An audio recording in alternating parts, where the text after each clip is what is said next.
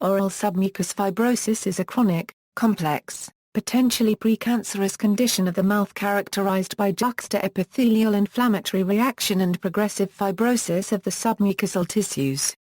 As the disease progresses, the jaws become rigid to the point that the person is unable to open the mouth.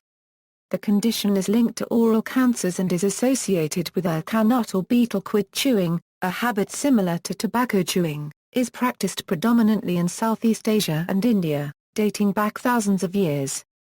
History: in 1952, J. Schwartz coined the term Atrophica idiopathica mucosa oris to describe an oral fibrosing disease he discovered in 5 Indian women from Kenya. S. G. Joshi subsequently coined the term oral submucous fibrosis for the condition in 1953.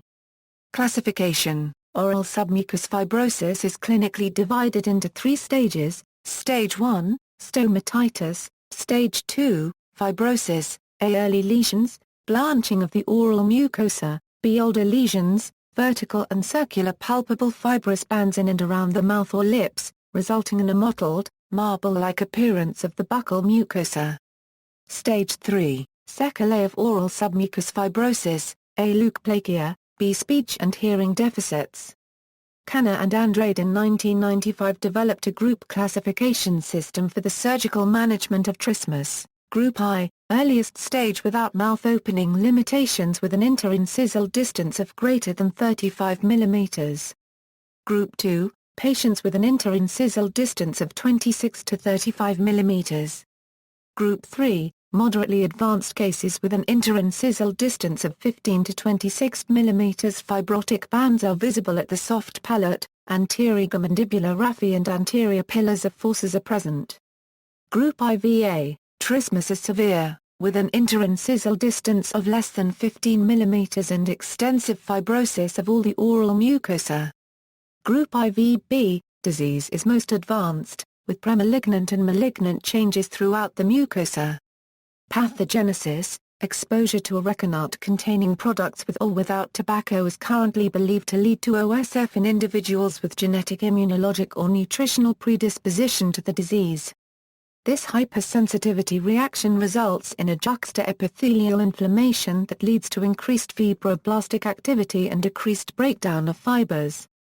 The fibroblasts are phenotypically modified, and the fibers they form are more stable, produce thicker bundles that progressively become less elastic. Once the original loosely arranged fibrous tissue is replaced by the ongoing fibrosis, the movability of the oral tissues is reduced, there is loss of flexibility and reduced opening of the mouth.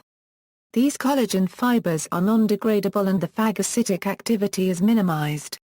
According to a recent cross-sectional study, the time taken for return of salivary pH to baseline levels after chewing areca nut containing mixtures is significantly longer in habitual users with OSF when compared to unaffected users. Symptoms: in the initial phase of the disease, the mucosa feels leathery with palpable fibrotic bands. In the advanced stage, the oral mucosa loses its resiliency and becomes blanched and stiff. The disease is believed to begin in the posterior part of the oral cavity and gradually spread outward. Other features of the disease include xerostomia, recurrent ulceration, pain in the ear or deafness, nasal intonation of voice, restriction of the movement of the soft palate, a bud-like shrunken uvula, thinning and stiffening of the lips, pigmentation of the oral mucosa, dryness of the mouth and burning sensation, decreased mouth opening and tongue protrusion. Causes: dried products such as palm masla and gutkha have higher concentrations of areca nut and appear to cause the disease. Other causes include immunological diseases, extreme climatic conditions, prolonged deficiency to iron and vitamins in the diet. Common sufferers: the incidence of the disease is higher in people from certain parts of the world including Southeast Asia, South Africa and the Middle East. Treatment: biopsy screening is mandatory before treatment. Treatment includes abstention from chewing areca nut and tobacco, minimizing consumption of spicy foods, including chilies, maintaining proper oral hygiene, supplementing the diet with foods rich in vitamins A, B complex, and C in iron, foregoing hot fluids like tea, coffee, foregoing alcohol, employing a dental surgeon to round off sharp teeth and extract third molars. Treatment also includes following, the prescription of chewable pellets of hydrocortisone.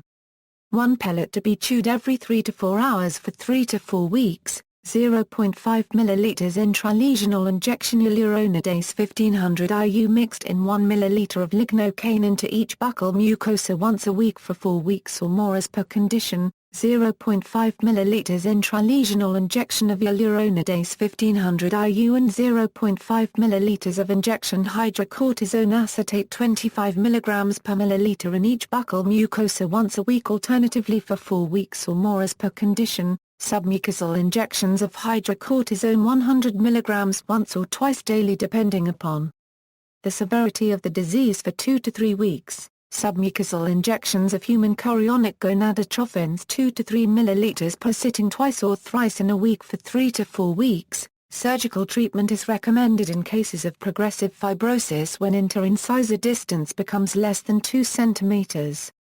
Pentoxifillin, amphetamine derivative that has vasodilating properties and increases mucosal vascularity, is also recommended as an adjunct therapy in the routine management of oral submucous fibrosis. IFN-gamma is antifibrotic cytokine which alters collagen synthesis and helps in OSF. Colchicine tablets 0.5 mg twice a day, lycopene, 16 mg a day helps in improvement of OSF. The treatment of patients with oral submucous fibrosis depends on the degree of clinical involvement. If the disease is detected at a very early stage, cessation of the habit is sufficient. Most patients with oral submucous fibrosis present with moderate to severe disease.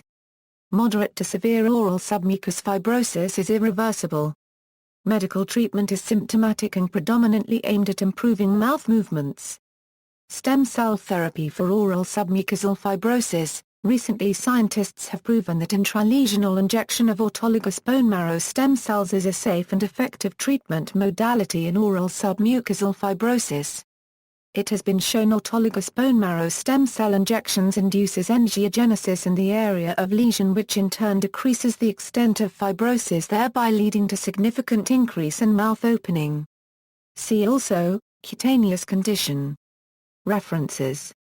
External links, Stem cell therapy for oral submucosal fibrosis in India, oral submucous fibrosis info, maxillofacialcenter.com, warrant.org, wrongdiagnosis.com.